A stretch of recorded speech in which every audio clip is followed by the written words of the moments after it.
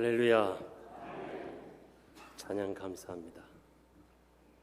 본문의 내용을 간략하게 말씀드리면 압살롬이 수많은 군대를 거느리고 요단을 건너서 아버지 다윗 왕을 죽이기 위해서 전쟁을 시작합니다. 다윗은 할 수 없이 적은 수요지만은 그는 역전의 용사이기 때문에 세 분야로 나누어서 마주 대항하러 나가는 작전을 계획했습니다. 그리고 왕이 나도 직접 나가 싸우겠다. 왜냐하면 이 전쟁의 책임이 자기에게 있기 때문에 그렇습니다. 그럴 때 부하들은 왕은 나가지 마세요. 적이 지금 우리보다 왕의 생명을 노립니다. 우리 10,000명이 죽어도 왕은 살아야 됩니다. 10,000명보다 더 귀중한 것이 왕의 생명입니다.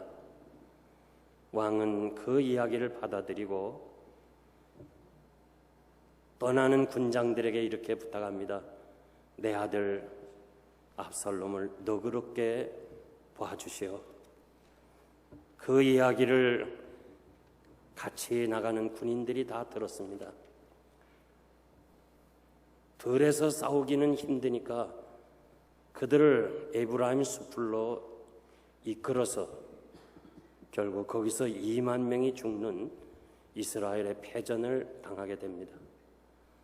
그리고 도망가다가 이 압살롬이 그 긴 머리가 바람에 날리는 바람에 그 상수리 나무 가지에 걸리고 노새는 그 밑으로 빠져나갔고 이 압살롬은 상수리 나무에 대롱대롱 매달리게 됐습니다. 이 사실을 목격한 다윗의 군인 한 사람이 요압에게 보고를 합니다. 지금 압살롬이 그 상수리 나무에 매달려 있습니다. 그때 요압 장군은 그 왜 당장 죽이지 그대로 살려두었느냐? 네가 만일 죽였으면 은 10개와 띠를 주었을 텐데 왜 그대로 살려두었냐 할 때 장군에게 이 무명의 군사가 은 1,000개를 준다 할지라도 왕의 명령이 아들을 해하지 말라 하지 않았습니까? 나는 왕의 명령을 거역할 수가 없습니다. 결국 요압이 작은 창으로 압살롬의 심장을 찔렀다고 그랬습니다. 그리고 죽어가는 그 압살롬을 10명의 군사가 쳐 죽였다는 것이 오늘의 본문의 내용입니다. 이 말씀을 통해서 하나님이 우리에게 주시는 메시지가 무엇입니까? 우리는 이 말씀을 통해서 무슨 진리를 깨달아야 되겠습니까? 몇 가지 여러분들에게 말씀드리고 싶은 것이 있습니다. 첫째는 하나님을 향한 임마누엘 신앙과 사람을 향한 사랑의 관계를 볼 수 있습니다. 1절 보니까 다윗은 자기와 함께한 백성을 계수하였다고 기록되어 있습니다. 우리가 성경에 기록된 것을 보면 다윗이 피난길에 이 그렛군과 블렛군과 왕을 따라 가드에서 온 600명이 있었더라고 그랬습니다. 유대인 역사가에 의하면 요세프에서 의하면 다윗이 피난길에 다윗을 돕기 위해서 참여한 사람이 약 4,000여 명이라고 그렇게 기록하고 있습니다. 이스라엘 군대는 평소에는 이 생업에 종사하다가 전쟁이 나면 군인으로 변하는 것입니다. 지금도 그렇습니다. 마치 예비군처럼 우리가 생각하면 될 것입니다. 에브라임 숲에서 죽은 압살롬의 군대가 20,000명이나 되었다고 할 때 그 수가 얼마나 큰 것인가를 알 수 있습니다. 다윗의 군대는 미약했습니다. 훈련이 되어 있지 않습니다. 무기도 없습니다. 그런데 어떻게 다윗이 그 정예 부대와 함께 싸우러 나가려고 했습니까? 그것은 임마누엘 신앙이었습니다. 그는 과거에 목동으로서 사자와 싸울 때 맨손으로 사자와 싸워 이긴 경험이 있습니다. 그는 전쟁터에서 홀로 적장 골리앗을 물맷돌로 싸워 이긴 적도 있습니다. 그리고 역전의 전쟁에 나갈 때마다 이겼던 그 신앙, 하나님이 함께 하시는 이 신앙, 이것에 의지해서 그는 적은 숫자지만은 전략을 짰습니다. 그렇게 어려운 가운데도 담대하게 싸워 이길 수 있는 비결은 하나님이 나와 함께 하신다는 임마누엘의 신앙입니다.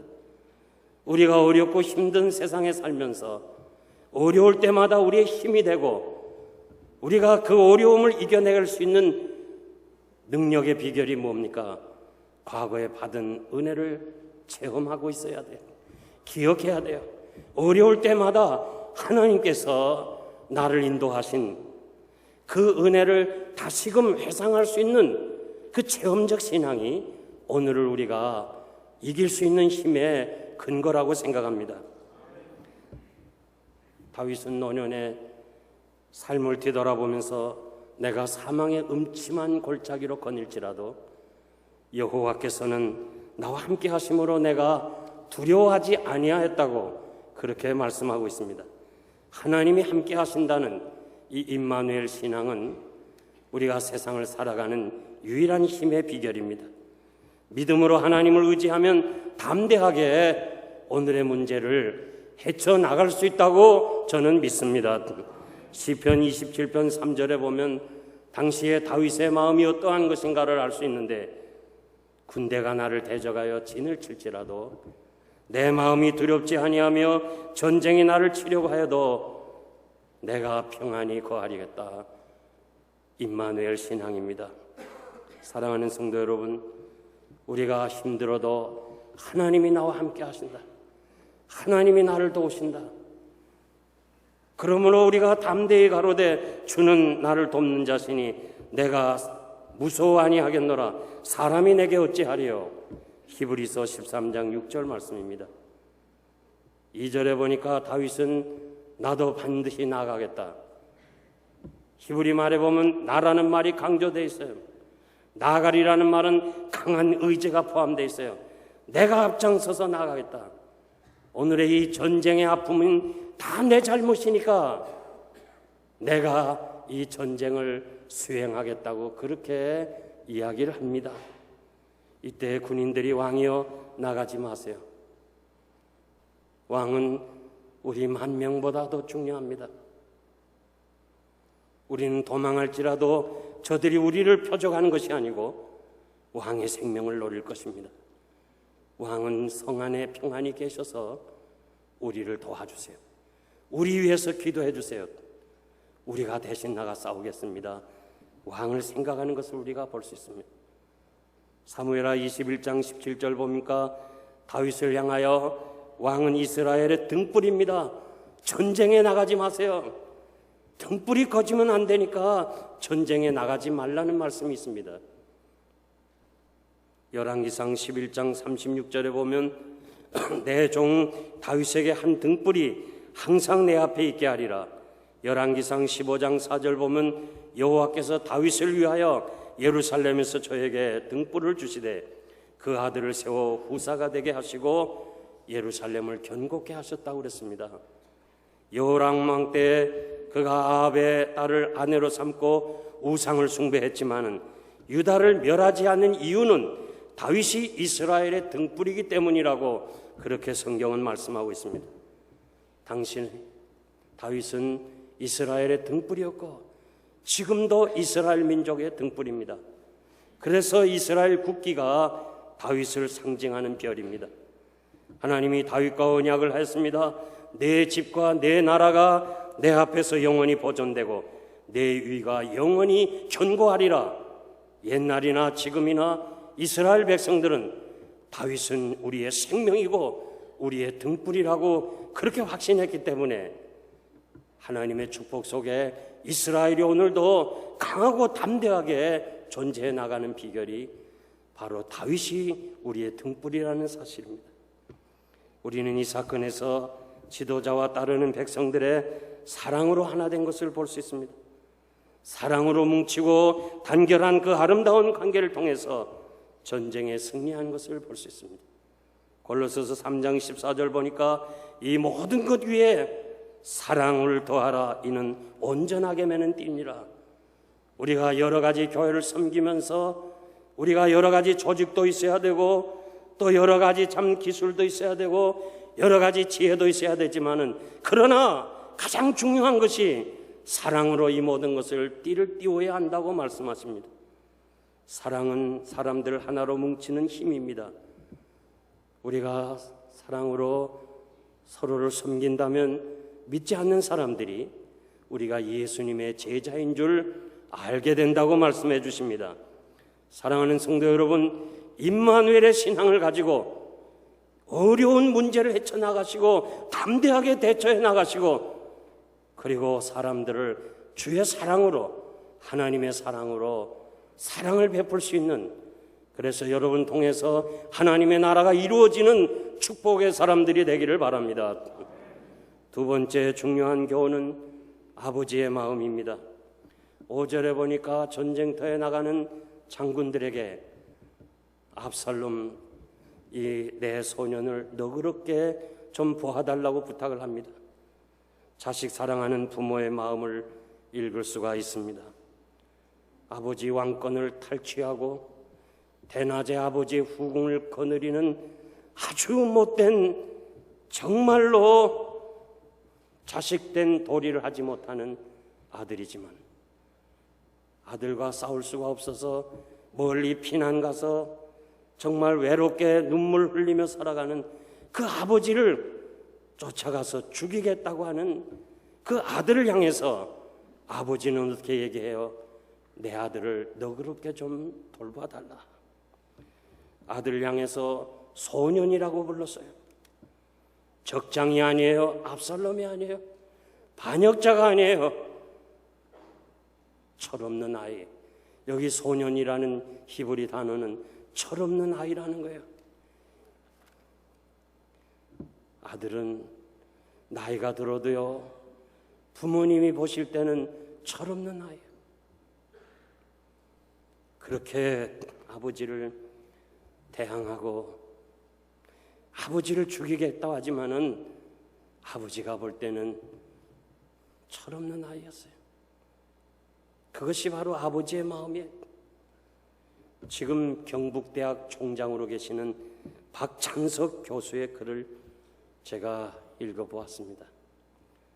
자신의 고향은 지금도 저 시골 경남 산청이라는 곳인데 지금도 가난한 농촌이랍니다. 아버지는 가난해서 이 소작인으로 살아가는데 그래도 아들이라고 자기를 대구 중학교로 유학을 보냈습니다.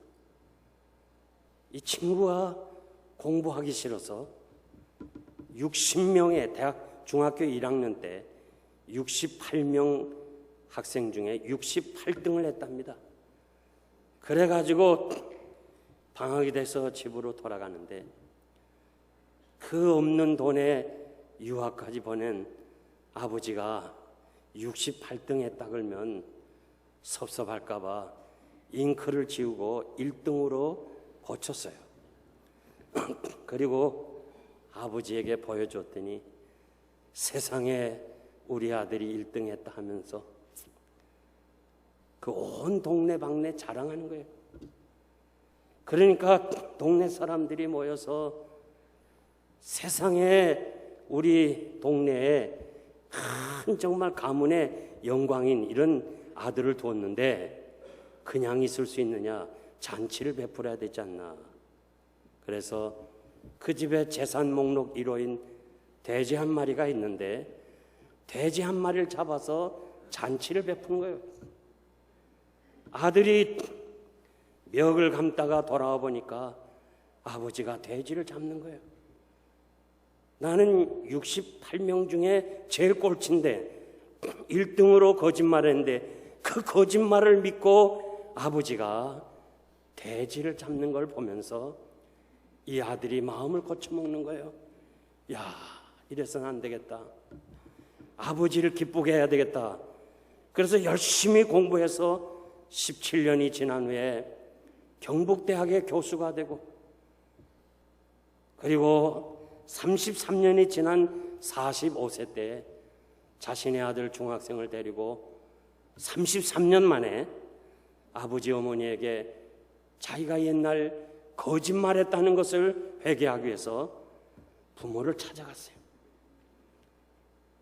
어머니, 내가 33년 전에 1등 한 것은 거기까지만 말하니까 옆에서 듣던 아버지가, 아들아, 그만해라. 네 아들이 듣겠다. 아버지는 다 알고 있었다는 거예요. 다 알고 있으면서도 그 아들의 거짓말까지 인정해서 그 격려해주는 그 아버지의 마음 때문에 자신이 지금 경북대학 총장으로 있다는 거예요.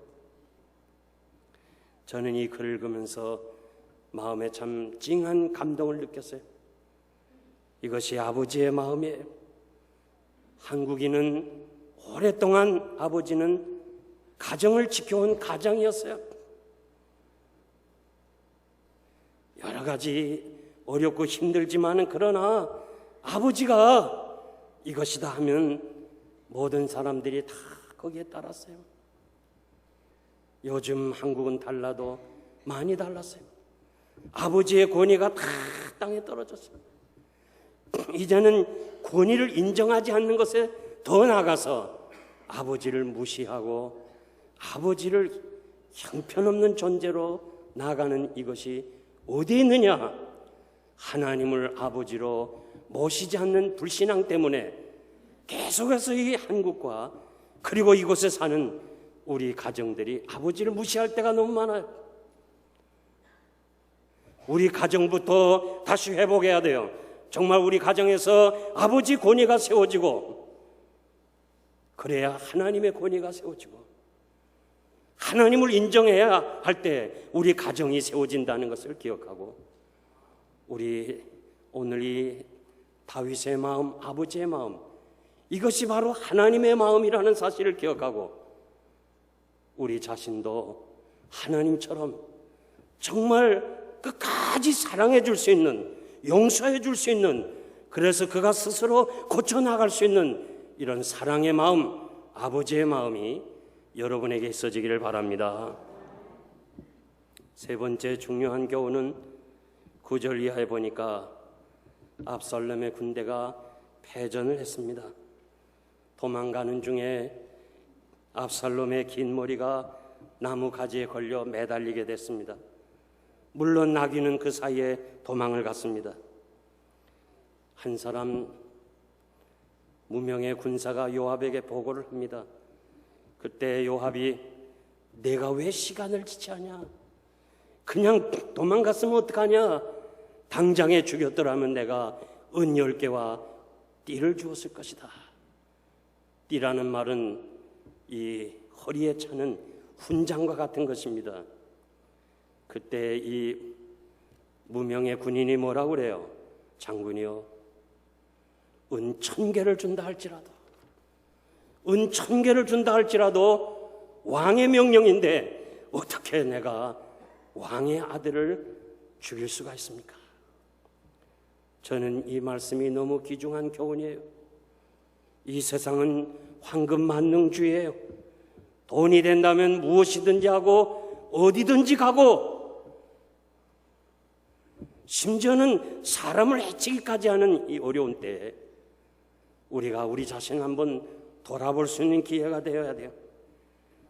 돈과 명예를 위해서 하나님의 말씀을 다 제쳐놓고 가장 근본적인 인간의 그 윤리마저 해치고 살아가는 이 어려운 때, 우리 자신이 하나님 앞에서 하나님의 말씀으로 바로 서야 될 줄 믿습니다.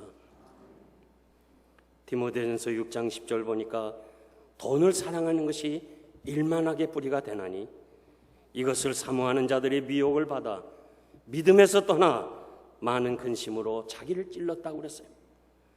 모든 악의 근원이, 모든 죄악의 그 루트를 찾아보면 돈을 사랑하는 것이라고 그랬어요. 부하려고 하는 자들은 시험과 올무와 여러 가지 어리석고 해로운 정력에 떨어지나니 그 사람으로 침륜과 멸망에 빠지게 하는 것이니라. 사랑하는 성도 여러분, 우리가 세상을 살면서 돈이 귀해요. 돈이 있어야 돼요.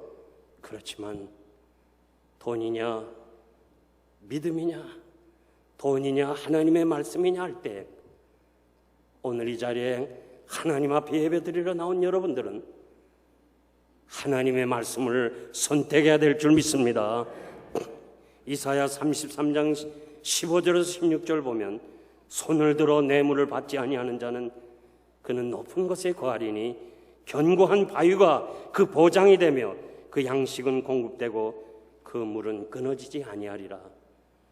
하나님의 말씀에 바로 서면, 적은 소득이 의를 겸하면 많은 소득이 불의를 겸한 것보다 나으니라. 저는 지나온 교회를 섬기면서 우리가 교회를 건축할 때 너무 힘든 적이 많았어요. 그 당시에는 목사가 사인만 하나 해주면 얼마든지 영주권이 나오는 시대예요. 어떤 분을 통해서도 직접 나에게도 그냥 사인만 하나 해주면 몇만 불을 주겠다 할 때 얼마나 필요해요. 그렇지만 하나님 앞에서 내 신앙 양심을 속일 수가 없어서 1불도 하나님 앞에서 바로 받지 아니하고 바로 사용했어요. 그랬더니 하나님이 이렇게 아름답게 이 아름다운 성전을 우리에게 주셨어요. 우리가 힘들고 어려울수록, 경제가 어려울수록, 내가 굶어 죽는 한이 있더라도, 은천개를 준다 할지라도 나는 왕의 명령을 지키겠습니다 하는 하나님 앞에 바로 서는 여러분들이 되어야 될 줄 믿습니다. 부유하신 주님이 일부러 가난하게 되시면 우리를 부욕해 하십니다. 부자이신 주님이 일부러 가난하게 되시면 우리를 부욕해 하심이라고 그랬어요. 여러분 열심히 일하시고 말씀대로 사시고 근면하게 살면 하나님이 반드시 여러분들에게 축복해 주실 거예요. 그 물질 가지고 하나님의 영광을 위해서 사람 살리는, 생명을 살리는 전도지로 사용해야 돼요.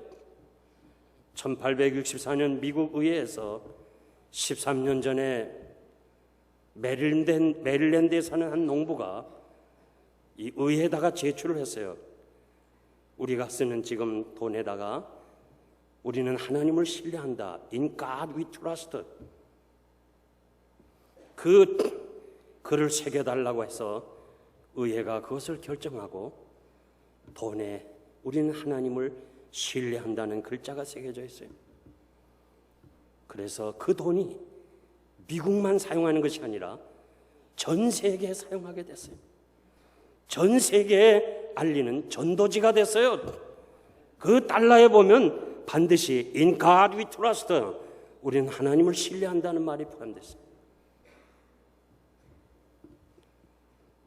지금 유로화 그리고 중국 돈이 달러를 대체하려고 하지만은 저는 우리가 사용하는 그 돈에 전도 문구가 새겨 있는 이상, 하나님을 신뢰한다고 하는 그 문구가 있는 이상은 달러는 세계적인 돈으로 유지될 줄 믿습니다. 오늘 무신론자들이 계속해서 지금 법정에다가 그 단어를 빼라는 거예요. 그 문장을. 왜 미국에서 특정 종교를 인정하고 돈에 새겼느냐. 그렇게 지금 여러 무신론자들이 지금 법정에 고소한 상태지만은 만약에 달러에서 그 말이 지워지는 날에는 우리는 힘을 잃어버릴 것이에요. 그러므로 여러분 어떻게 하든지 돈을 많이 벌으세요. 부자 되세요. 그러나 그것을 전도지, 생명을 살리는 데 사용하시기를 바랍니다. 마지막으로 압살롬의 죽음입니다. 요압이 매달려 있는 압살롬을 향하여 3개의 창을 던져서 그 심장을 찔렀다고 그랬습니다. 압살롬은 저항하지를 못했어요. 이렇게 불쌍하게 죽은 이유가 뭐예요? 그의 긴 머리였어요. 사무엘하 14장 25절에서 26절 보니까 이스라엘 가운데 압살롬 같이 아름다운 사람이 없었더라.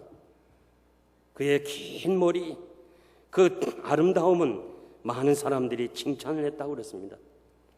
보통 1년에 한 번씩 머리를 자르는데 보통 사람은 자른 머리카락이 500g이 나가는데 압살롬은 2300g, 그러니까 보통 사람보다 머리숱이 많았어요. 당시에 머리숱이 많은 것은 힘과 미의 상징이었어요. 그래서 그는 항상 그 숱이 많고 긴 머리를 자랑했는데 결국 그것이 그로 하여금 죽음을 가져오게 했어요. 사랑하는 성도 여러분, 이 땅에서 인간이 자랑하는 것이 무엇이든지 간에 그것은 우리의 구원의 보탬이 되지를 못해요. 그것은 하나님이 사용하는 게 아니에요. 하나님이 사용하시는 사람 누구냐? 거룩한 사람, 하나님의 말씀에 바로 선 사람, 하나님의 뜻을 이루어가는 사람들을 사용하실 줄 믿습니다. 너는 내일 일을 자랑하지 말라. 하루 동안에 무슨 일이 있을런지 아무도 알지 못하느니라. 잠언 27장 1절 말씀입니다. 부자가 소출이 많아서 큰 창고를 짓고 거기에 곡식을 가득히 채우고 내 영혼아, 내가 이제 편안하게 살자, 내가 평생에 잘 먹고 잘 살자 할 때 우리 주님이 오늘 밤 내 영혼을 찾으면 그 쌓아놓은 것이 네 것이 되겠느냐 말씀해 주었습니다. 고린도전서 3장 21절 보니까 그런즉 누구든지 사람을 자랑하지 말라. 자기를 자랑하지 말라는 거예요. 예쁘다고 자랑하지 말라는 거예요. 60이 지나면 다 비슷해요. 여러분 널싱홈에 가봐요. 야, 제가 알고 있는 그분은 그렇게 참 잘생겼는데 다 거기가 거기에요. 남편이나 아내나 자식을 자랑하지 말라는 거예요. 왜냐하면 변할 수 있는 것이 사람이에요. 한때 그렇게 막 자식 자랑하던 사람이 요즘 입을 다물고 있어요. 왜 그래요? 사람은 자랑할 것이 못 돼요. 건강도 그렇고 재물도 그렇고 명예도 그래요. 오늘 우리들은 다 인정받고 다른 사람과 차별화되고 뭔가 자랑하고 싶지만은 인간의 자랑은 다 악한 것이고 헛된 것이라고 그랬어요. 그러면 무엇을 자랑해야 되느냐? 시편 34편 2절 보니까 다윗은 여호와를 자랑하리니, 하나님을 자랑하겠다고 그랬어요.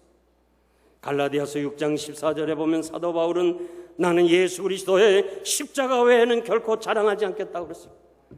그리고 자꾸 사람들이 바울 당신이 얼마나 많은 자랑거리가 있느냐, 당신의 학문과 당신의 지성과 당신의 그 하나님 사랑하는 거 얼마나 많으냐고 자랑하라고 한다면, 부득불내가 자랑한다고 한다면 내 약한 거, 내 연약한 걸 자랑한다고 그랬어요. 내 영혼아 여호와를 자랑하고 십자가 예수 그리스도를 자랑하고 내 약함을 자랑할 때 하나님께서 여러분들을 귀하게 자랑할 수 있는 하나님의 사람으로 축복해 주실 줄 믿습니다. 압살롬은 자기만 죽은 것이 아니고 자기 때문에 수풀에서 죽은 사람만도 2만 명이 되었습니다. 자신은 죽는 것은 당연하지만 자기 때문에 그 죄 없는 사람들이 많이 죽었어요. 자기도 죽고 남도 죽이는 불행한 사람이 너무 많아요. 고라와 나단과 온이 당을 지어 그가 모세와 아론을 대적할 때 전혀 관계없는 250명이 죽었어요. 아간이 범죄로 인해서 아간은 죽어야 마땅하지만은 아간의 가족이 죽었어요. 기생 라합은 자기도 살고 가족도 살았어요. 다니엘은 바벨론의 그 왕으로부터 꿈을 해석하라는 거예요. 아무도 해석할 사람이 없어요. 꿈 이야기를 해줘야 해석하지요. 이야기도 안 해주고 해석하라는 거예요. 만일 해석 못하면 다니엘을 포함해서 당시에 박수와 지혜와 술객들 다 죽인다고 그랬어요. 다니엘이 꿈을 해석함으로 자기도 살고 모든 바벨론의 박수와 술객과 그리고 지혜자들을 다 살려주었어요. 사랑하는 성도 여러분, 나도 살고 남도 살려야 돼요. 남에게 도움을 주면서 살아야 돼요. 우리는 벌써 이 한 해를 마무리하는 거예요. 우리가 지나간 세월 다 없어지는 거 아니에요. 세월이 가면 없어지는 거 아니에요. 여러분들의 지나온 세월은 쌓이는 거예요. 하나님 앞에 쌓이는 거예요. 어떻게 살았는지 없어지잖아요. 그것이 다 쌓여있는 거예요. 나는 얼마나 나로 인해서 남들에게 유익을 줬으며 나로 인해서 남의 마음을 정말 기쁘게 하고 시원하게 해줬는가. 혹시라도 나 때문에 가정에 어려움을 주고 교회에 어려움을 주고 사람들에게 상처를 주지 않았는가. 우리가 깊이 생각해야 돼요. 이 세상에 태어나서 그리고 남이 오지 못하는 미국까지 와서 우리가 내 자신도 살고 나로 인하여 남에게 도움을 주며 살아야지. 나로 인해서 남이 어려움을 당하는 그러한 사람이 돼서는 안 돼. 주님, 나도 살고 남도 살리는 이런 사람이 되게 하세요. 여러분들의 기도의 제목인 줄 믿습니다. 이제 말씀을 맺겠습니다. 개구리와 전갈에 대한 우화가 있습니다. 이 전갈이 연못을 건너가야 되는데 수영을 못하니까 개구리에게 내가 나를 좀 등에 업고 저 연못을 건너달라 할 때 개구리가 내가 꼬리에 독침이 있지 않느냐, 독침으로 나를 쏘면 내가 죽지 않냐, 건너가게 할 수 없다, 업고 갈 수 없다 그러는 거예요. 그럴 때 이 전갈이 뭐라고 그러는 거 아니? 야 개구리야, 너도 잘 알잖아. 내가 네 등에 업혀서 지금 연못을 건너는데 내가 너 죽이면 너도 죽고 나도 죽잖아. 그런 바보짓을 누가 하겠니? 개구리가 생각할 때 그렇지, 그게 맞는 말이다. 그리고 등에 업고 연못을 헤엄쳐 중간쯤 가다가 이 전갈이 자기도 모르게 몸을 뒤치그러면서 꼬리에 있는 독침을 하나 놔버렸어. 그랬더니 개구리가 죽어가면서 야 전갈아, 너 약속 어겼잖아. 나 죽으면 너도 죽는 거야. 나도 알아. 그런데 난 전갈이야. 너를 찌를 수밖에 없었던 것이 내 본능이다. 자기 본능이라는 거예요. 안 하고 싶었는데 자기 본능으로 찔렸다는 거예요. 그래서 전갈도 죽고 개구리도 죽었다는 겁니다. 문제가요, 이 본능이에요. 이 본성이에요. 환경이 문제가 아니에요. 상대가 문제가 아니에요. 문제는 내 본능이에요. 압살롬, 그는 왕실에서 자란 사람이에요. 그는 제사장으로부터 레위 사람으로부터 하나님의 말씀을 잘 배웠어요. 그리고 하나님 앞에 예배를 드렸어요. 그런데 왜 그렇게 압살롬이 그런 일을 해요? 자기 본능 때문에 그래요. 그는 이복형 암논이 자기 누이 다말을 강간했다는 얘기를 들어요. 그는 하나님의 사랑으로 그를 용서했더라면 되는데 용서하지 못하고 죽이는 거예요. 왜 그래요? 그의 본능 때문에 그래요. 압살롬은 외할아버지가 다스리는 구술 땅으로 도망칩니다. 왜 그래요? 그 본능이 그를 도망치게 했어요. 2년 만에 예루살렘에 돌아왔지만은 아버지를 대하면서 자기 잘못을 뉘우치고 깨달았으면 되는데 왜 그래요?